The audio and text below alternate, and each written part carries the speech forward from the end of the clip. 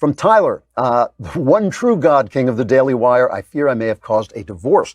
I found out a few weeks ago that my good friend and his wife were getting a divorce. I was very sad for them and their one-year-old daughter, but in our profession, in the military, it is all too common. I've been regularly checking up on him to see if he's all right. The other night at 3 a.m, he texted me saying he was not all right, that the reason his wife divorced him was because she had fallen in love with me, and he blamed me and was quite distraught. His wife and I did have a great friendship. We had much in common.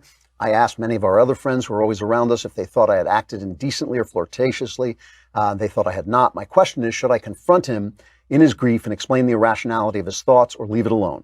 Also, am I to blame, for I do find her to be a wonderful woman, but I've never thought of her in that way, and still do not even think of her that way with the recent revelations. Well, I can't answer whether you're to blame because I wasn't there. Friendships between men and women are always fraught. Pretending there isn't is a lie. It's just lying to yourself. Lying is never good.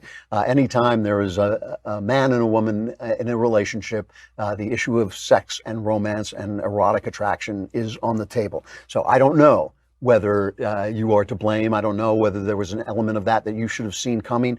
It's a little hard to believe that she fell in love with you without you noticing it, but it can happen. But let's answer the question of what you should do.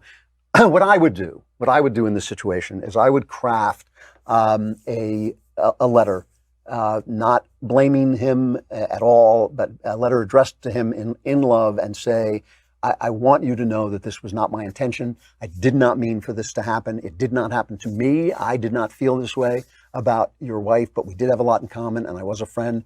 And I will talk to you. I will be happy to talk to you about this and sit down with you man to man and talk to you face to face anytime you want. I would send that letter, and then I would leave it alone. If he doesn't get back to you, he doesn't get back to you. If he doesn't want to talk to you, he doesn't want to talk to you. If he wants to write you an angry letter, he writes you an angry letter. Don't go get into a flame war with him. Say what you have to say. Tell him what you told me, and then shut up and let him make the next move. And if that move is to sit down and talk with him, sit down and talk with him in the same spirit of explanation.